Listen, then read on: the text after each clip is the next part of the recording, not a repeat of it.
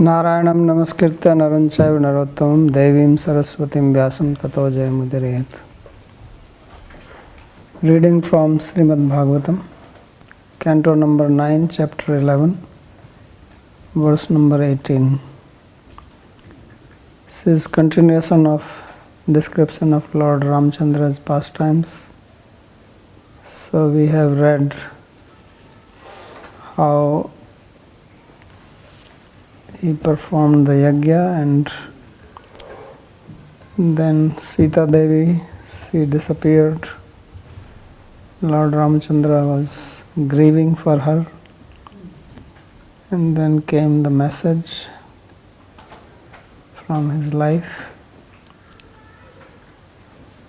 So this is important to know that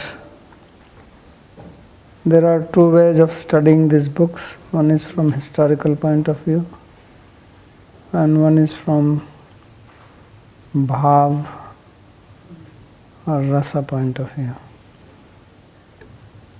So as you know, in Bhagavatam, in the very beginning it is written, Pivata Bhagavatam Rasamalayam Muhuraho Rasika Bhuvi Bhavuka. It says that please drink the rasa of this Bhagavatam. That means that is the intention of the author. So truly speaking, the author of Puranas, Itihasas or any of these books do not have any intention to teach you history, that you memorize dates, when was Lord Ramchandra, how many years he ruled and all that. That is not their interest. If you can come to learn about that, that is fine. But their interest is not that. Their interest is to give education. Martya avtarastu ya martya shikshanam natu raksa vidhaye vadho eva vibho. Vadhaye eva vibho. So it is clearly stated, and it comes in many places, that Martya avtarastu ya martya shikshanam, that his avatara here on earth is to educate human beings. Martya Shikshanam means to educate human beings. And educate means not educate in some historical facts, but how to lead life here so that you can be happy. To teach principles of life, what is called dharma. And Krishna also says the same thing, dharma sansthapanarthaya sambhavami yuga yuga, that I come time and again to establish dharma, which means to teach dharma. Establishing means to educate. Otherwise, how does he establish it? To establish anything means you propagate it, you teach it to people. So even his pastimes are performed like that. In Bhagavatam again it is said, Tadrishi krite kriyate kida tatsutva tatparo bhavet. That he performs krida, his pastime, in such a way that by hearing that you become devoted to him. So this is the intention. Although at present the modern way of studying in the college and in logical departments all over the world is just mostly historical development. This is their key principle to study, historical, how things developed historically, how was it, and everything else comes second. So here also, therefore, in between the statements come like this, that after speaking all this, then suddenly he said, Stripum prasanga etadrik sarvatra trasham avaha apishwaranam kimut gramyasya griha chetasa. So to give this, that how people suffer primarily because of attachment. So in Bhagavad Gita, Bhagavad Gita itself is a story, but Krishna is not telling a story. He is teaching principles within the story. So that's why it became so popular. But in Bhagavatam, or Ramayana or Mahabharata, there are so many stories, and in between stories there are important teachings. So this is pedagogy. This is the way to educate. So we have to keep this in mind. Otherwise you will see that in something may be said in Ramayana, in one Ramayana, in another Ramayana, it may be said another way. Because there are many Ramayanas. There is Adhyatma Ramayana, Kakabhasundi Ramayana, Ramcharitmanas, Uttar Ramcharitam, and Valmiki Ramayana, Adhyatma Ramayana. There are many books. In fact, there can be many more. Because it is not something about history and then it happened like this and that's the only way you can explain it. It's what you want to draw out of that according to your own mood and relationship. How you want to see him. So you want to see him as an ideal king, you want to see him as an ideal husband, ideal father, or educator, or a dharmic person, then accordingly that is portrayed. So it depends on the author whether they want to speak in this way or that way. So therefore the same person, it is not that Ramachandra did not happen, that is also not true, because that people take it to that extreme that there is no such historical person. So there is a historical person who appeared on earth, but how he is described, that will vary. So if you go to Thailand or Indonesia or some other countries, Bali, then Ramayana may be described differently, because Ramayana was popular in all these eastern countries, East Asian countries, or Sri Lanka, or maybe Nepal differently. So now, because why I am saying is that here it is said 13,000. I remember reading Ramayana, it says 11,000. So here it says Tata Urdhvam Brahmacharyam Dhāryan Ajjuhot Prabhu Trayodash Abda Sahasram Agnihotram Akhanditam. That after that Prabhu, which means Bhagavan Ram, he remained brahmachari, did not marry, and Ajuhot, he performed yajna. So to perform yajna, a grihastha has to perform it with his wife. That's why wife is called Dharma Patni. So there is a Dharma Patni and there is a Adharma Patni. So Dharma Patni means one who participates in the dharmic activity. So he therefore needed a Patni, a wife, to perform his dharma. So he did not marry, he made golden Sita and he continued with that. So that's why it is said that Tata Urdhvam Brahmacharyam Dhāryan Ajuhot Prabhu Trayodash Abda Sahasram. For 13,000 years Agnihotram Akhanditam. So Akhanditam is going along with Brahmacharya, means Akhanda Brahmacharya. Not that he was for some time married, then he gave up, then again Brahmacharya. Sometimes people do that also. They fluctuate in the ashrams. So not that way.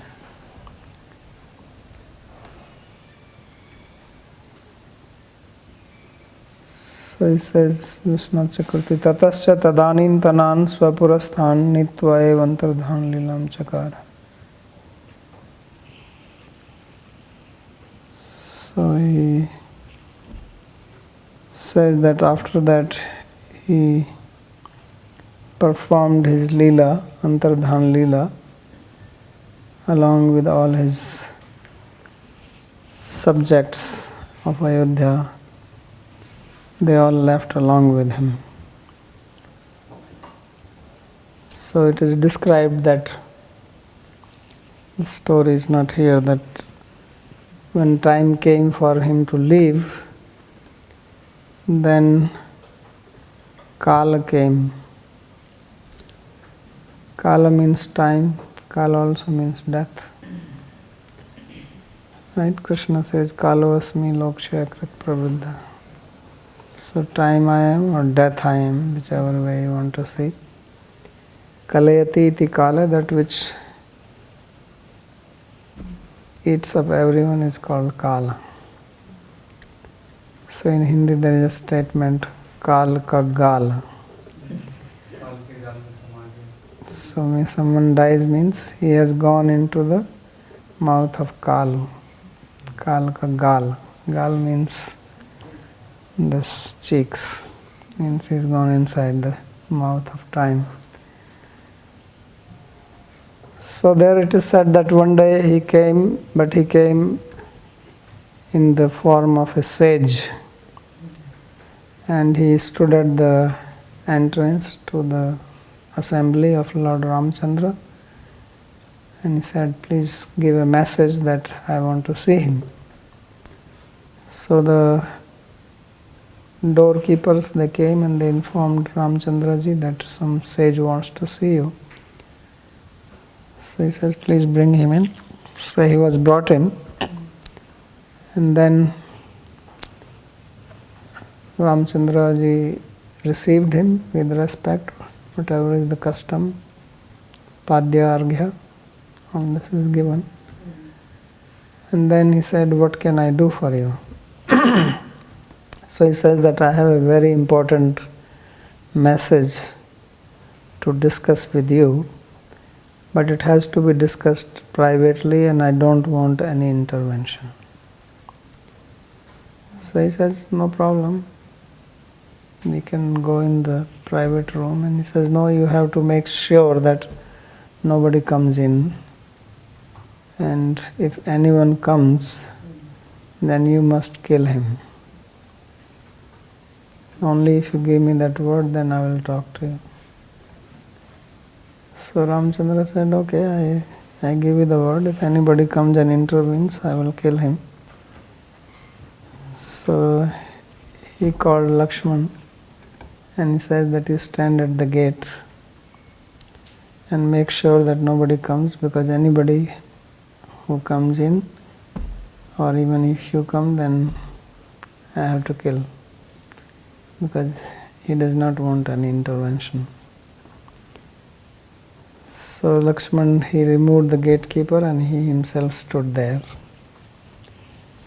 And then Kala started speaking to him, and he says that I have been sent by Brahma and he has sent me to remind you that now your time is over. The purpose for which you appeared, that purpose has been fulfilled.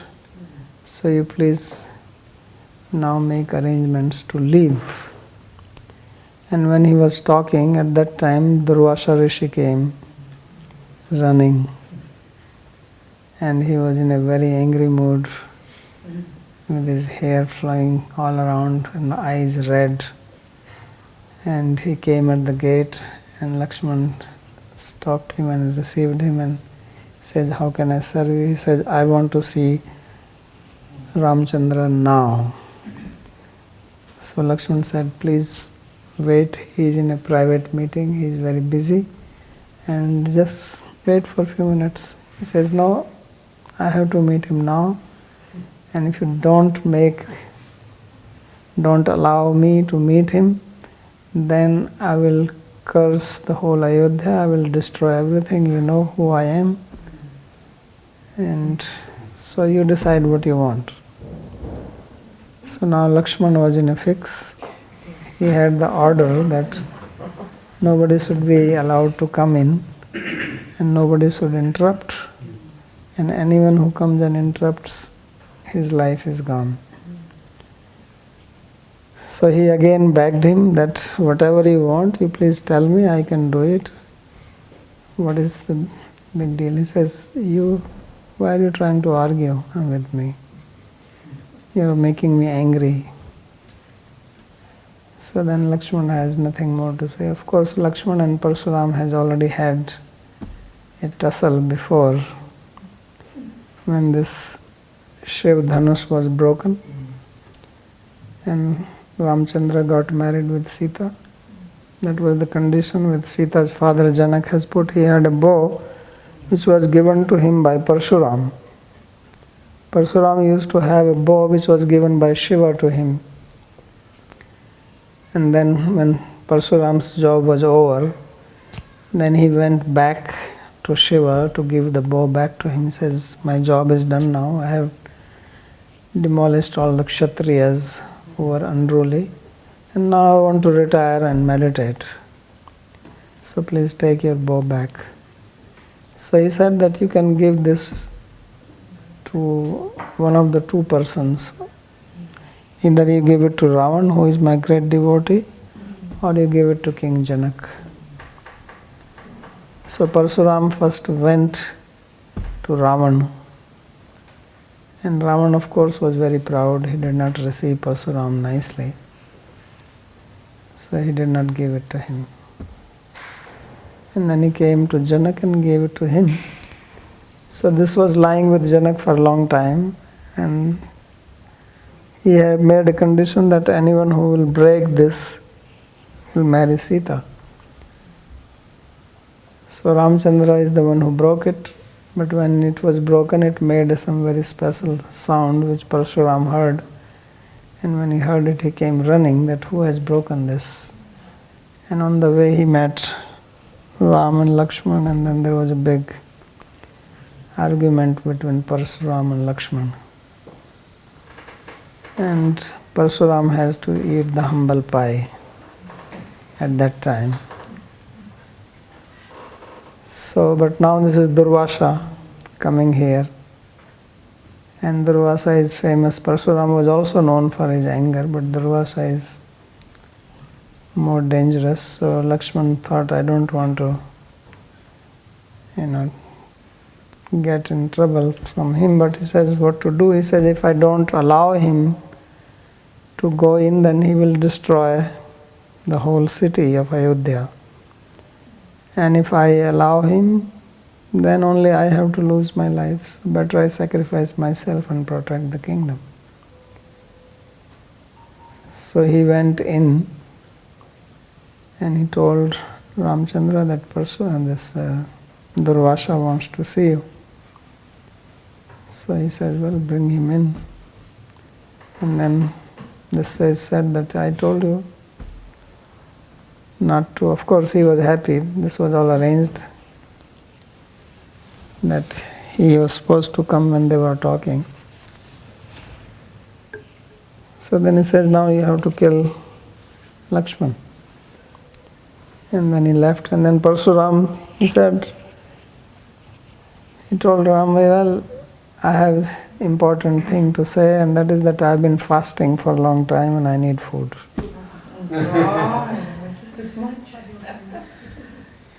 So Lakshman said, what is this? I could have given him food, This guy is just creating trouble unnecessarily. So if he just wanted some food, then Ramchandra is not going to feed him by his hand. He is also going to order others. Maybe he will ask me to feed him. So I would have done that. But in any case, now Rama was in a dilemma. He fed Durvasa, and Durvasa left, but now what to do? So he said, I cannot kill Lakshman, who is so dear to me that he wandered behind me for 14 years and served me like a shadow with me. So how is that now I can kill him? I have already abandoned my wife Sita, and she went inside the earth. I have to kill this Shambhuka this Shudra in the form of a sage, and now killing. He says, why is that I have to do this? Why I have been put in such a situation? So he even went up to the extent of saying that I don't care if I have to go to hell for not keeping my word, but I will not kill Lakshman. But then Lakshman said that no, this is not proper for you. You are king, you have sacrificed so much just to establish dharma and set an example for the people, and otherwise they will say that you are just out of attachment, now you are not following your dharma, not being truthful. So then he called sages like Vasishtha, his guru, another Galva, Gautama, etc. And he asked them that what can be done. So they said that for a Brahmana, just insulting him is like death. So you know the story from Bhagavatam, when Ashwatthama was captured by Arjuna, then it was asked that he should kill him. And in fact, he himself has said that he will bring Ashwatthama and kill him. So Krishna said, now you fulfill your promise to your wife Draupadi. And Bhima was also saying, kill him. But Draupadi herself was saying, no, don't kill him. He is the son of your guru from whom you studied, and now how can you kill him? And what is the point in killing? My 5 sons have been murdered by him, cold-blooded. By killing him, they are not coming back to life. I don't want that his mother Kripi wails just as I am grieving for my 5 dead sons. So then Krishna told Arjuna, now you do that, you satisfy both parties. Draupadi and Yudhishthira say don't kill, Bhima and I are saying kill him. So then he took out his sword and removed the gem from his head and kicked him away from the camp. So then it is said that for a Brahmana, insult is death. Just if you insult him, that is as good as death. And physical killing is not ordained for a Brahmana. So similarly for Kshatriya, a similar situation also came for Arjuna in the battlefield. So now the sages said that if you just abandon him and ask him to leave the city, then that is as good as killing him. So then unwillingly Ramchandra has to tell Lakshman that you go out of Ayodhya, never come back.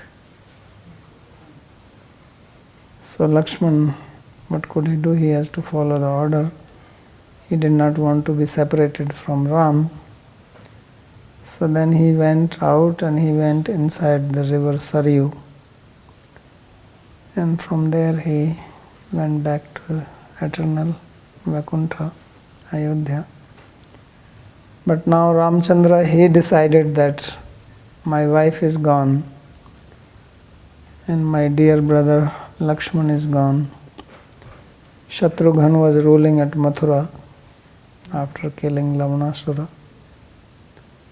He says, I cannot live.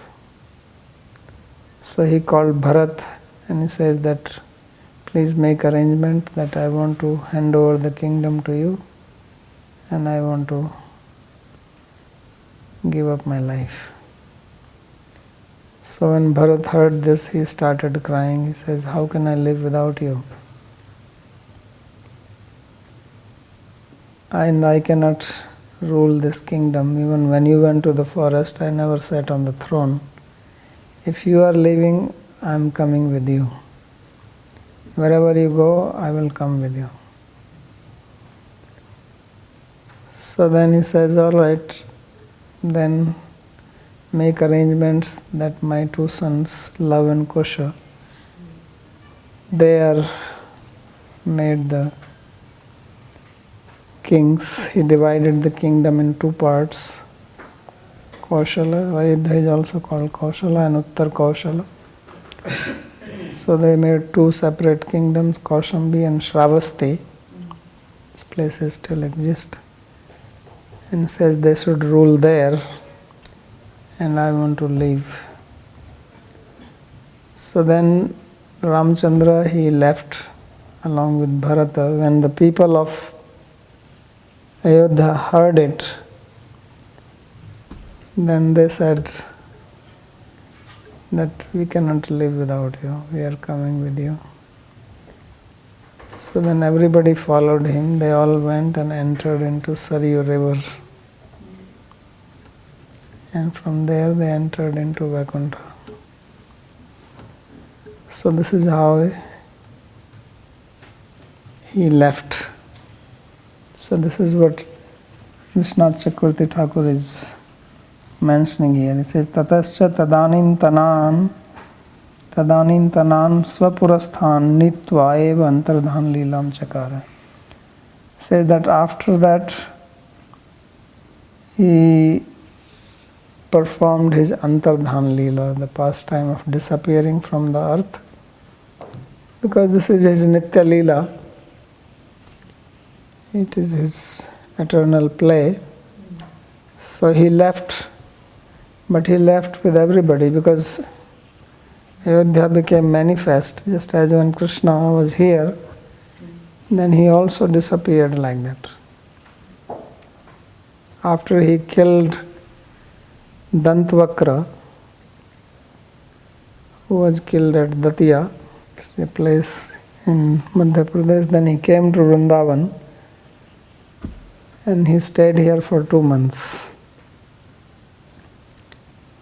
And after that, all the Vraja residents, they disappeared and he went back to Dwarka.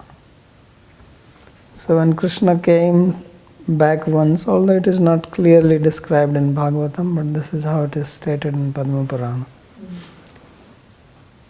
In Bhagavatam there is only a hint of it.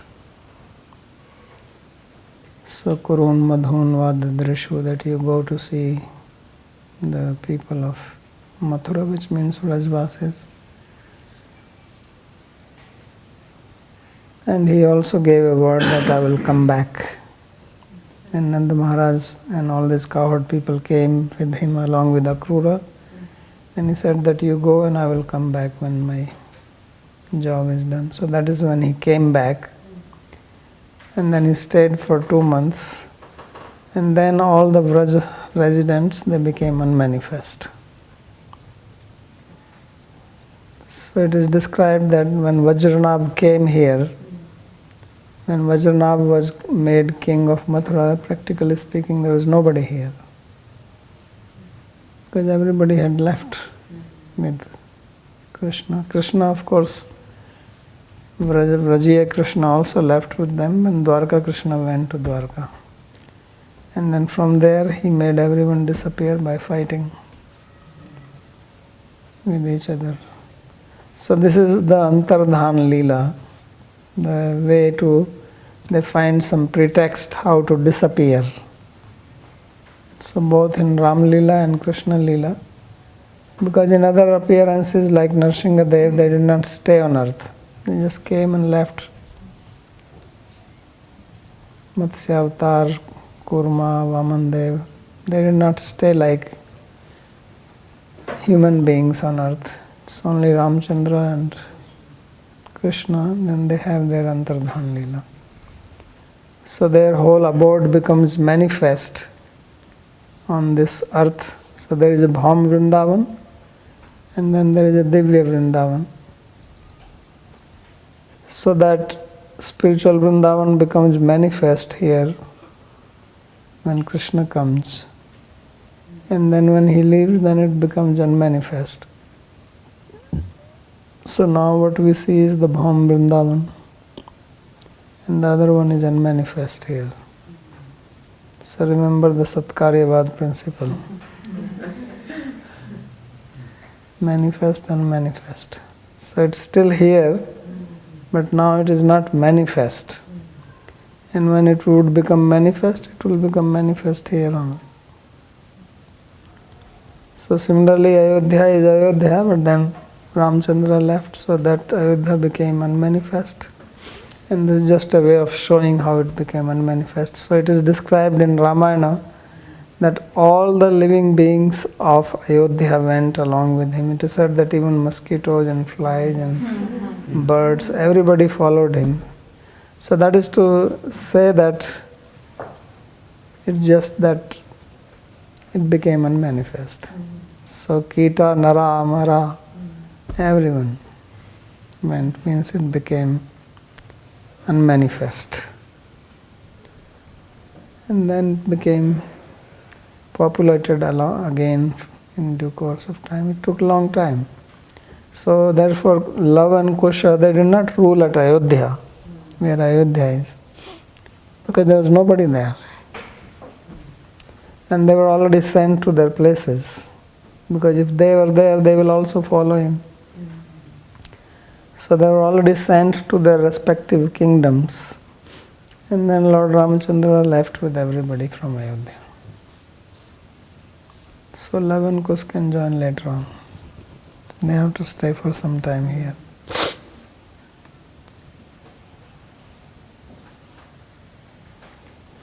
So this is the statement of Antardhan Leela here. So Smartam Hridi Vinyasya Vidham Dandaka Kantakaihi Swapada Pallavam Rama Atmajyoti Ragat Tataha. So he says that Smartam Hridi Vinyasya Vidha Kantaka Dandaka Kantakai. So he says that those people who remained here, for them what did he give? So he says for them he gave his feet. The devotees who remember or who were remembering him, who were not there in Ayodhya, but they were devotees in other places also. So he established his lotus feet in their heart. Those very lotus feet which were pierced by the thorns of Dandakaranya when he was in exile. And then he went to his own abode, which is called Atmajyoti, means which is luminous or self-manifest. So that is how he entered into his abode. किंतु अन्य देश स्थितानाम अनुरागी भक्तानाम हृदय दंडक कंटकैर विद्धम पादम इति. So those people who were not in the area of Ayodhya, who were in other places, for them he gave his own feet. But he gave them the feet specifically which are pierced with the thorns. So what is the significance of this? So Sri Vishnu Chakravarti comments on that. So he says that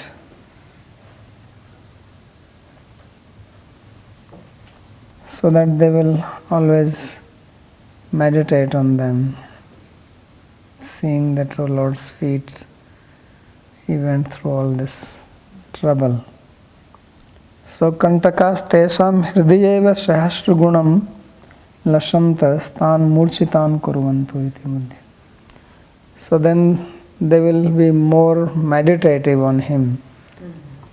They will feel so much affection for the Lord that he went through so much trouble, that he walked with these soft feet, barefoot in the forest, being pierced by the thorns. So this will make them think of them so much that they will swoon out of love. So that is the significance of Kantaka Viddhan. Teshu Ramasya Daya Nabhutiti Vyajastuti Atmaneva Natu Maya Jyotir Yatra Tatparam. So, iti buddhyaya, so therefore they will think that we are not blessed by him.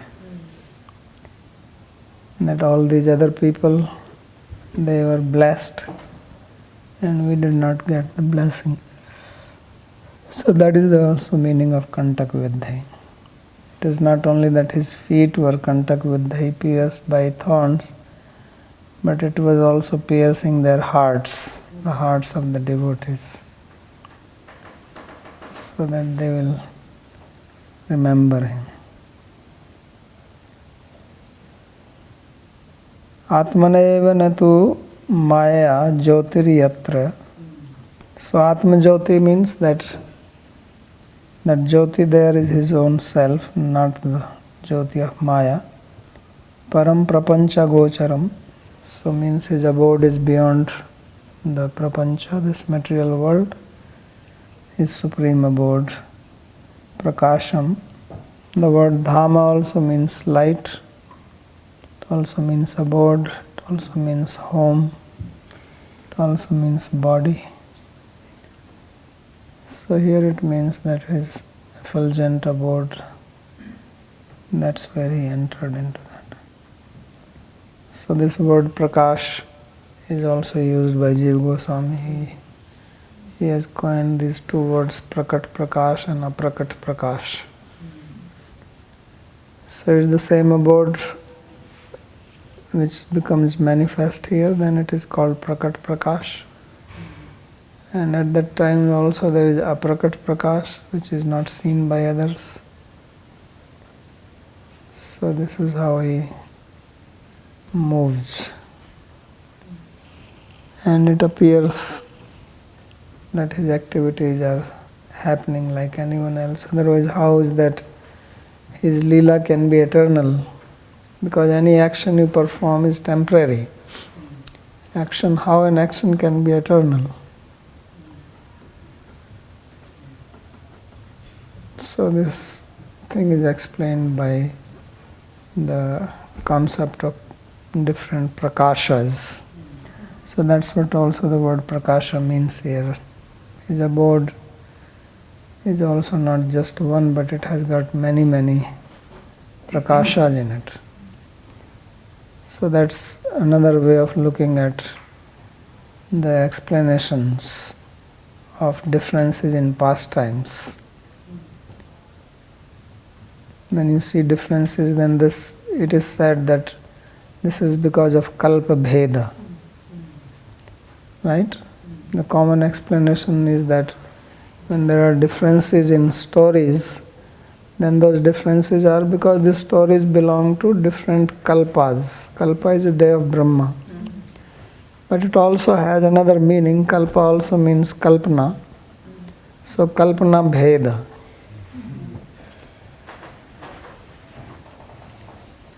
So devotees, authors, they all have their rasa, their relationship.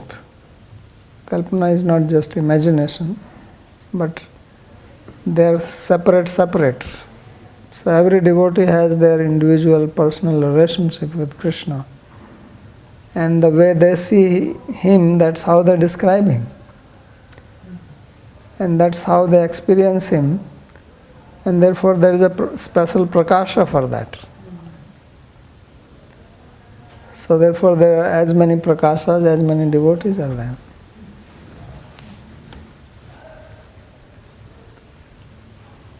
So Narada Rishi went to Dwarka and he saw Krishna from one palace to another palace. He was with wherever he went, he sees Krishna there. Somewhere he is eating, somewhere he is sleeping, somewhere he is chanting Gayatri, somewhere he is playing with his children, somewhere he is talking with his wife. So he is the same, but these are different prakashas, and they are not prakashas only of Krishna, but also of wives, the queens. So this is quite mind-boggling.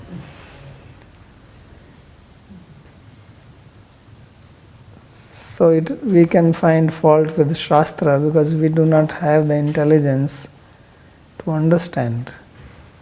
But Hari Ananta, Hari Katha Ananta. So Hari, Bhagwan Ram, Bhagwan Krishna, they are unlimited.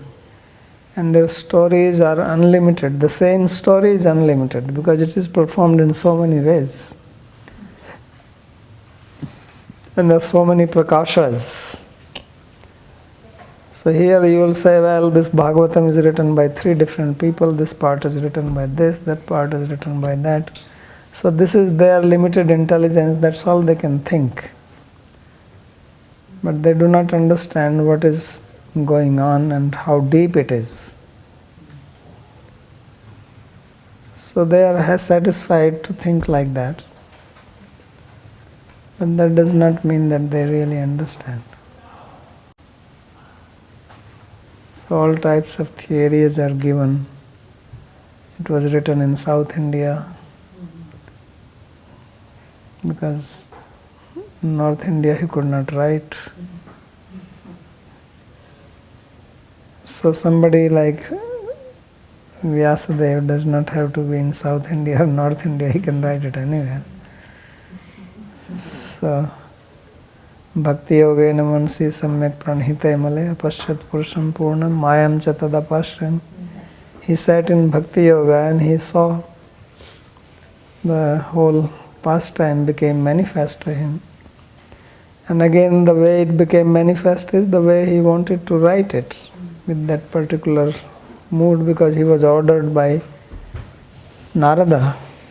So Narada said, Samadhina anusmara tad vicheshtitam, that you recollect his pastimes in Samadhi and then write.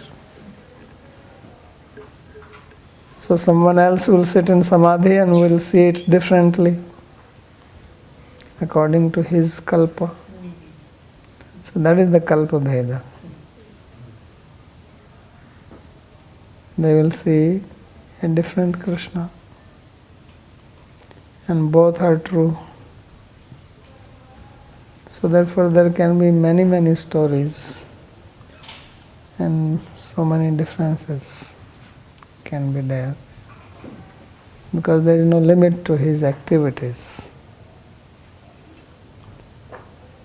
So little bit is picked up from his story to teach us so that we can learn something from that. So that is the meaning here, yes. In Srila Vishnu Thakur's Tika, he mentions this Bhajastuti. And is he saying there's Bhajastuti in the original verse, or is he saying his comment on it is a type of Bhajastuti? No, in the original. Kantak. That Kantak Vidha, what is the word? Dandaka Kantakai, Vidham Dandaka Kantakai. So that is the Vyajastuti. It is a type of Alankar. So he wants to say that these devotees are so much fixed on him that they will swoon out of love, thinking of him. But the way it has been said is that he gave them his feet, which are Vidha Dandaka Kantakai, which are pierced by the thorns of Dandakaranya. So by thinking of that, they will feel so much pain that they will swoon. This is the Vyajastuti.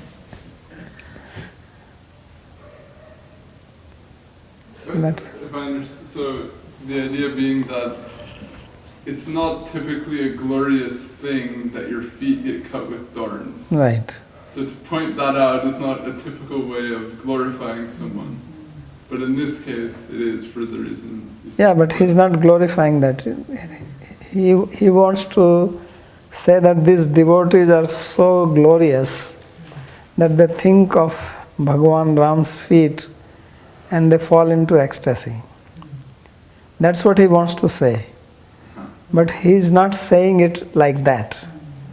He is saying that they were given the feet of Ramchandra, which were pierced by the thorns of Dandakaranya. So obviously, a devotee, when he thinks of this, he is going to feel so much pain and he will swoon. That is the way it has been said that they have so much love for him. That is the Vyasastuti.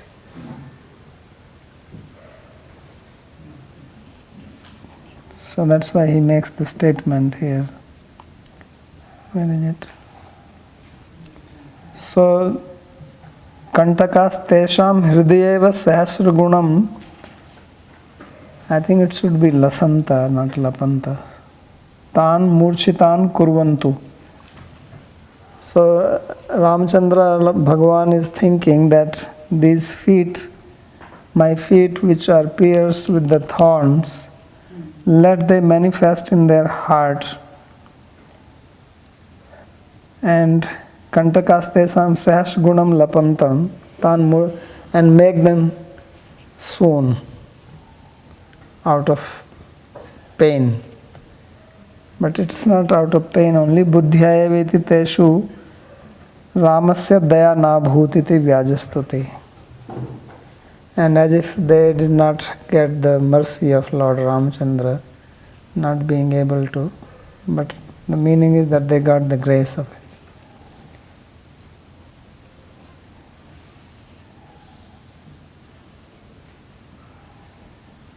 So Jiva Goswami writes, I think more simple, but he says, तदंतरम च तद्वियोग हेतु लोक प्रवादमयम नरलोकम त्यक्त्वा नित्यत्व संयोगमयम निजलोकम आरूढ़वान इत्याह ये लोक रक्षइक्षया केचित् त्यक्ता तेषां संततम स्वयमेव असौ महाप्रेम्णा स्फुरति स्म इति चाह स्मरताम इति विद्धम विद्धत्वेन प्रेम्णा ये प्रतीतम इति अर्थ. So he writes straightforward. He says, pierced here means pierced with love. That's what he says. Viddhatvena premna eva pratita.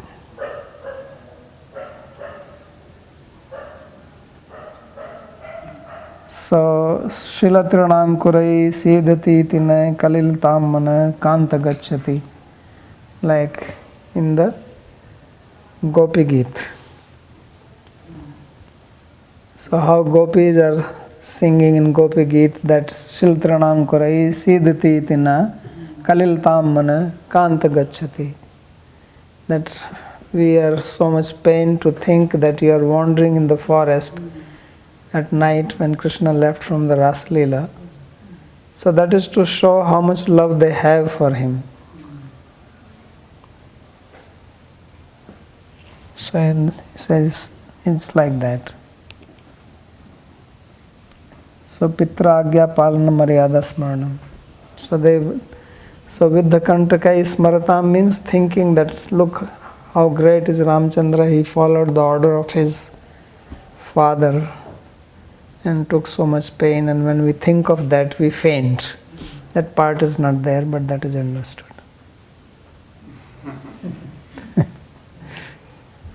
So that is Vyajastuti.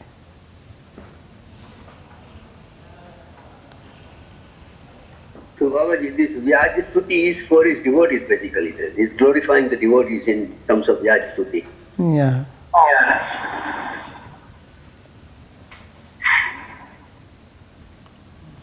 Yeah, that's why I said Anuragi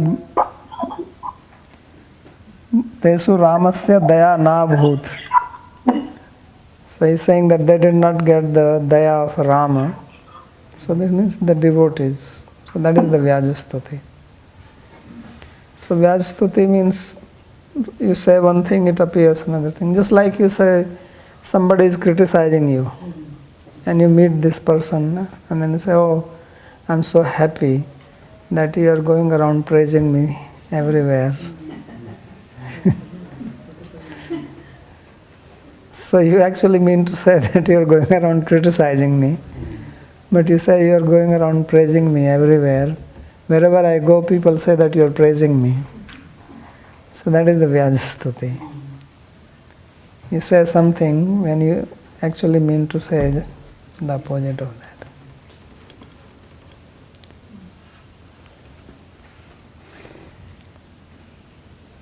Okay, anything else on that? Yes. Dear Babaji Maharaja, Narottama Das had one question. Is it possible to ask it? Yes. It is a twofold question and it relates to Rama Lila. So when we compare Krishna Lila and Rama Lila, they're very different. And what about the devotion that bhaktas have towards Lord Rama? Is it also Uttama Bhakti, like we have with the example of gopis who surrender to Krishna, and this is the perfect example of Raganuga, Uttama Bhakti. And what about those devotees who serve Sri Rama? Is it the same category or is it some difference? And another part of this question is it possible for a devotee who is in Gaudiya line to be a Rama Bhakta or not? Because we do not have the same mantras addressing Sri Ramachandra. Thank you. So the answer for both your questions is no. That first of all, Ram Bhakti is not same. It is Uttama Bhakti, but remember that Uttama Bhakti has two divisions, Vaidhi and Raganuga. So Bhakti of Ramchandra is more Vaidhi and not like Vrajiya Bhakti, which is Raganuga. Raganuga is primarily here in Vrindavan, not even in Dwarka. Even with Krishna, Raganuga is primarily here. So outside Vraja, there is no Raganuga. There may be some very rare examples, but it is Vaidhi. But it is Vaidhi Uttama Bhakti. So they are also Uttama. And then we also have to know that Vaidhi Bhakti has its limit. Bhav Avna, Bhav Avirbhavna, Avadhi. After that it also becomes Raga. Because once you have the Bhava, then it is natural. It's not by any Vaidhi, but it is a different type of Raga. And second is that if somebody is a Gaudiya, then he can be Ram Bhakta. So it is there in Mahaprabhu's Leela. In Mahaprabhu Leela, he has associates who are Ram Bhaktas, Narsingh Bhaktas. Even Jiva Goswami's father himself was a Rama Bhakta. But it is not something which was propagated. So when you use the word Gaudiya, it can have two meanings. The Adhunik Gaudiyas means the Gaudiyas at present, and Gaudiyas who are associates. They are also called Gaudiya. As you know from Chaitanya Charitamrita that when they are doing the Gundicha margin, then somebody said these Gaudiyas. So this word has been used even there for his associates. So because Mahaprabhu is Swayam Bhagavan, so in his Leela there is harmony for all other bhaktas. When Krishna comes, then all avatars come in his body, which also means the devotees along with them. So that means in his Leela there can be devotees of other avatars, there is no problem. But then what he comes to propagate, that is a different thing. So at present, how would it be possible to be Ram Bhakta, because we do not have any lineage coming like that. Unless there is some lineage coming from, who is that? Vaidya, friend of Mahaprabhu, who is Ram Bhakta? Murari Gupta. But I never hear anything like that.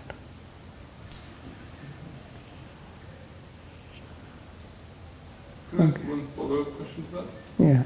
In Chakravarti Thakur's Tika here, he describes these Anuragi Bhaktas that have the feet of the pierced feet in their hearts. So where would they come in that classification from Bhakti Rasamrita? Where means? Means would they be Vaidhi Bhaktas that have reached No, the highest stage? they have the bhava. Yes. So you mentioned that in this phrase about the pierced feet, that one word you would correct there. I've understood that you would correct one word that you read there. Correct? Yeah. I think it was Lagnatas, something Oh, that it says, commentary says Lapanta. So I don't think that it is Lapanta, it should be Lasanta. Okay, on Grantaman we have Laganta. Laganta we have on Grantaman. Laganta? Yeah, just wanted to check. But here I have Lapanta. Okay, Laganta can still make sense, but Lapanta makes no sense. Lapa, both are there, the word is there, Lap is Vyaktayam Vachi, Lap means to speak. But that doesn't make sense. Lasanta makes sense and Laganta can also make sense. But Lapanta doesn't make sense. So either it can be Lasanta, Sasgunam Lasanta means appearing 1,000 times, or Laganta means, Lag means to be in contact.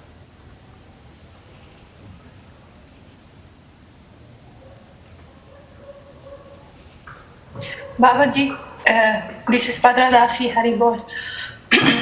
I have a question regarding like when a devotee enters in samadhi to the pastimes of the Lord. So while he is dwelling a body made of material elements, but he's having a spiritual experience.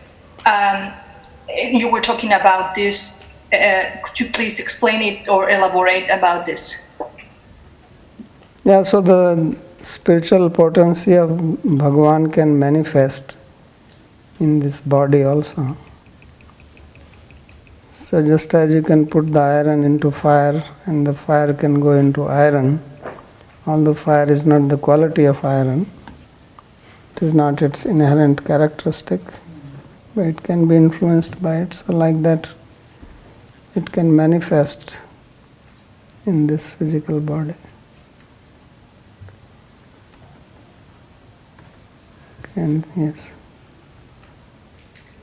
When Ram descends, or when his Lord becomes manifest, then is it just like the Krishna's abode that some persons from the material world can join the Leela, and when he unmanifests his Prakash, then they also go with him? Like new people joining? Yeah. It's the same as with Krishna Leela. Yeah, So same. even though all these new people are joining, but they never increase, it doesn't increase. So do they merge? Increase what? The number does not increase. How do you know? Because it's not that more and more people, and at some point. Yeah, but how do you know that they don't increase? Because it's always the same. No, he has his eternal associates, but that doesn't mean that it does not increase. Otherwise, where do they go? Yeah, that's a question. Do they merge with the eternal? No, why should they merge? What is the problem in increasing? So they exist in different prakashas because the pastime only functions when there's a certain number of people, and he's interacting with a certain number of limited people whom he knows, like his family, extended family. So Well, that is your imagination. This is exactly what I am saying, that he is so unlimited and he can...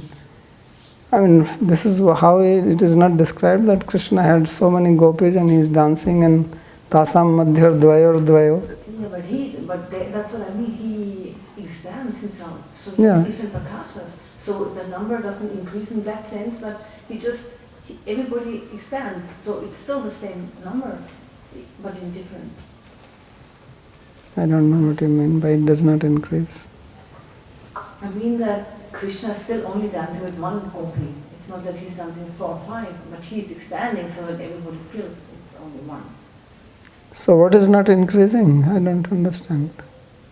What is not increasing? These devotees are going, so they are not more now?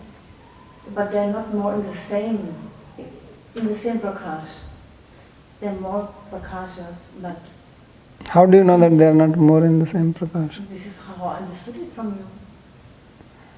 When did I say that? I mean, we read in 10th canto and we said that there are these one which were obstructed by their husbands, they are the sadhakcharis, right? Municharis, right? So now then finally they will also join, so they are not joining them? Yeah, but every time it's Every time what? this goes on unlimitedly. Yeah. So even though I understand, of course, everybody can join. That is clear. Every jiva has an option to join. So in that sense, we can say it is increasing. But the pastime itself, Krishna interacts with Mother Yashoda, with one Mother Yashoda, with one. Because Yashoda is an eternal associate. No one can become Yashoda. Why are you thinking that somebody is going to become Yashoda? That's also clear, but Krishna, as I understood from you, it's a village life. It's not a thousands of people in one village. The village is limited. It has a small crowded village. So it's not an unlimited number of inhabitants in this village. Okay, so that is for our understanding. He can have same small village and have unlimited people in one village itself.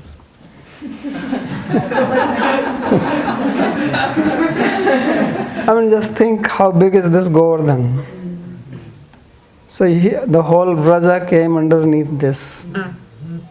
How this whole Vraja people will come underneath this with all the people, their cows and calves and bulls and buffaloes and goats also were there. Maybe chickens, I don't know. But goats were there. And buffaloes were also there. So, but that means that they feel that the number is increasing. They know It doesn't have to be. You are always thinking according to your mind, but you have to understand that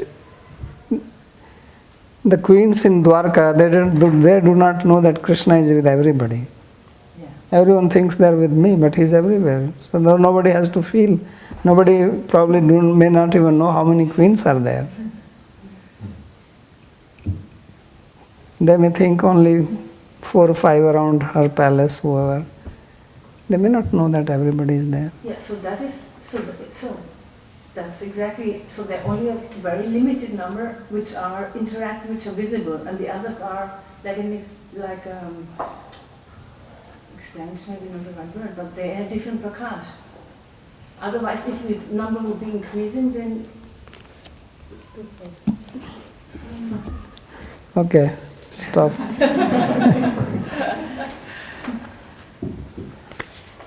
Yes. Radically different question. So it's a follow-up from some days ago you spoke about the qualities of a Brahmana and that the Brahmana doesn't have the phala buddhi of, okay, what will I gain from doing this, doing that. And when thinking about it, I remember that some years ago you mentioned once that that Patanjali discusses this question in his introduction to his Mahabhasha on Sutras. What's the purpose of studying this grammar now?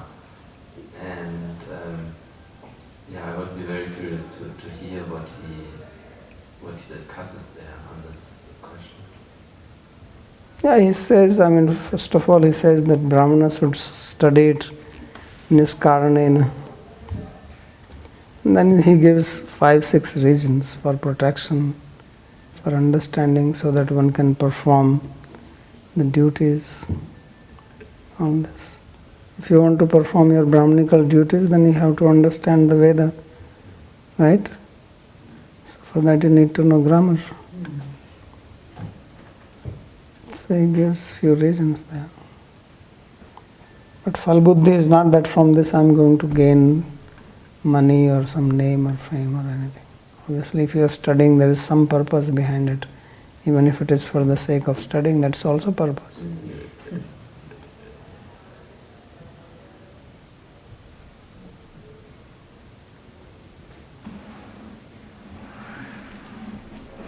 when everybody left and they followed Ram, they all left with the, I mean, no material body was left behind. Everybody left with the same body. Yes. Yeah. Same also in Krishna Lila. So then, when the ruler came here, it was empty because there were no, I mean, they were not human beings anymore.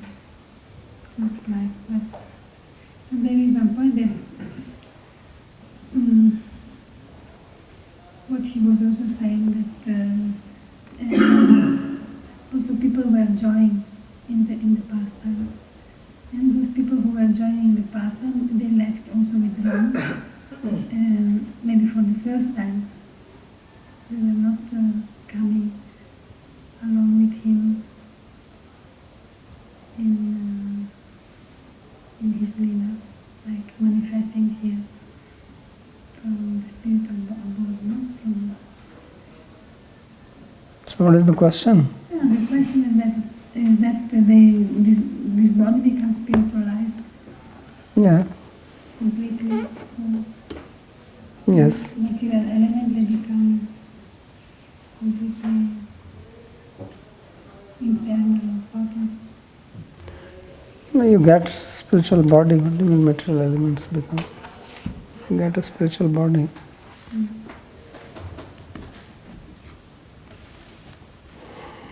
Okay.